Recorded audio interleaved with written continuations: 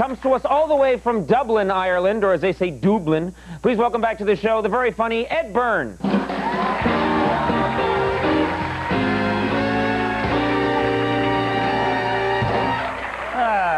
Thanks very much. How are you? I'll start with a quick question, actually. How many people here live with their boyfriend or their girlfriend?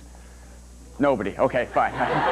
Sorry, is this the London... what is this? What, is this the Catholic Society or something I wandered into? It's like, don't be coming over here with your heathen ways, talking about living in sin, you dirty... Sorry. No, because I live with my girlfriend, you see, and I think it's very difficult, you know. I think it's much easier to have a relationship with someone you don't live with. For the simple reason, it's much easier to have an argument with someone you don't live with. Because if you don't live with them, you don't have to finish the argument. You can just make a dramatic exit, you know? You just go, you just go, right, if you're going to be like that about it, then to hell with you. I'm going. No, you don't. Obviously, it helps if you've got the hair. But you can't do that when you live together, because when you live together, it's more like, right, if you're going to be like that about it, then to hell with you. I'm going into the kitchen. Yeah. You've done it now. I'm off to make a sandwich. That's how angry I am. And then you sit there in the kitchen thinking, why couldn't we have had the argument in the kitchen? I could be sitting in the living room right now. Or, if you're anything like my father, you're sitting in the kitchen thinking, so this is what the kitchen looks like. Huh. This must be where the beer and sandwiches fairy lives.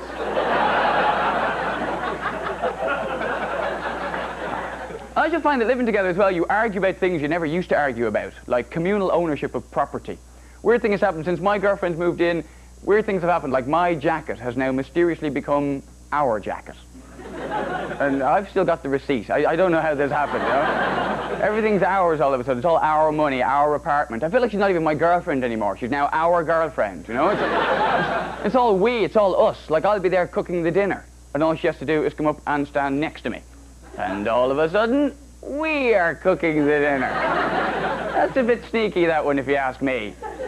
Seeing as I'm the one wearing our apron. And her underwear, but you know.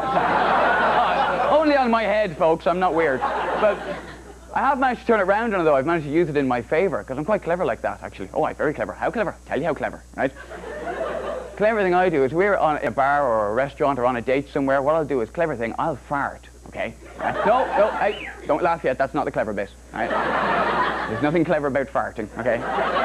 Well, not unless you do one of those synchronized hand movements. But that's a boy's thing.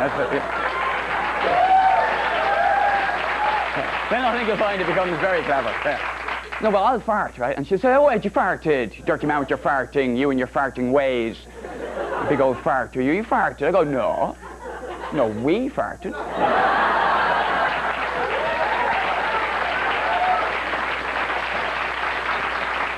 Think you'll find that was our ass made that sound. It's a great technique. You can use it in bed as well, after sex. You know, when you're lying there in post-coital glow, you're like, oh, come on, darling, don't be like that about it. Think of it as our orgasm. We climax. It's only fair. I enjoyed it enough for the two of us. I think it's, you know, there's loads of things that are difficult in relationships, though. Particularly, you know, just the whole sex thing is very difficult. It's very difficult to know how to turn somebody on, because it's a very individual thing. Like me, for instance, I'm weird, you know. I have this thing, I find if a woman just gently strokes my face and then moves her hand down my neck and onto my naked chest and kind of spider walks her hand down my chest onto my bare abdomen and just rests it there, gently stroking, I find that quite a turn on. Unless I've just had sex, in which case I find it really irritating. You loved it a second ago. Well, it tickles now, all right? But over to your side of the bed. I'm done. Call you again when I need you. See, you probably think I'm being a bit nasty there. I don't mean to. Because I am actually in love, I have to say. I am in love with my girlfriend, which is a difficult thing to admit in front of this many men. The women are fine. The women are thinking, oh, he's in love with his girlfriend. Isn't that nice? Ah. And the men are thinking, would you get a load of this wuss? You know, but I am. And I think you know when you've fallen in love as well. I think you know when you've reached that stage where you're in love with someone. It doesn't matter if you're straight or gay, going out with a man or a woman or a water buffalo, whatever you're into. You know when you've fallen in love. Because you reach that stage where you can't stand to see the other person suffer in any way. You know, I get this with my girlfriend. If she falls over, if she cuts her knee, anything like that, I wish it hadn't happened. I almost wish it had happened to me instead. Honestly. Any kind, oh, thank you. No, it's true. Any kind of pain, any kind of discomfort she feels, I wish she didn't feel that pain. I wish I felt her pain for her. rather than hear her moan about it. You know that thing. You guys have been great. Thanks very much.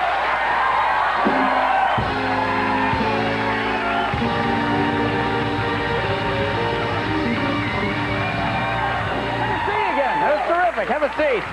Cheers. Oh, Ed. Forgot where I was for a second there. Did anybody notice that? I didn't even notice a little fluff just at the start. I thought I was still in London. I just got off the plane. Did you really? Yeah. We've never had anybody match our curtains so exactly. Thank that you, was lad. pretty impressive.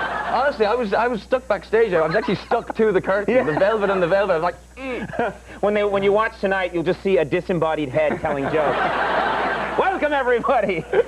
You got to turn this on. It's just a head telling jokes. I just got in from Ireland and went through immigration and everything, and I just sailed through. But I understand you had a little bit of trouble today. Yeah. Is that right? Oh boy, the trouble I had getting here. No, I did. I genuinely did. Don't deconstruct it, my friend. It's all we've got. No, but it's true though. I went to the guy. It was just really weird. It was the most withering thing that ever happened to me. The customs, the immigration official says, so what do you do for a living? You know, because you got to put it on the form. And so I said, I'm a comedian. And he goes instantly, it's, you know, so, oh, okay, hit me with your best shot, you know. So I did this joke that I did on this show before. I said, well, I thought about giving up smoking, but I decided not to because I'm not a quitter. Nice little short joke, you know. And he didn't laugh either, right? And this is the thing, right? He actually just looked at me and he went, I'm going to put actor. That's just the nastiest thing anyone could say. That's a heckle. I'm sorry. Well, thanks. I mean, it's a real pleasure whenever you can be here on the show. We're big fans of yours, and anytime you can make it here, we'd love to have you. I'll be back, hopefully. Thanks very much indeed. Yes, you will, my friend. Ed Byrne, everybody. Always funny. We'll take a break and be right back with Michael Michelle. Stick around.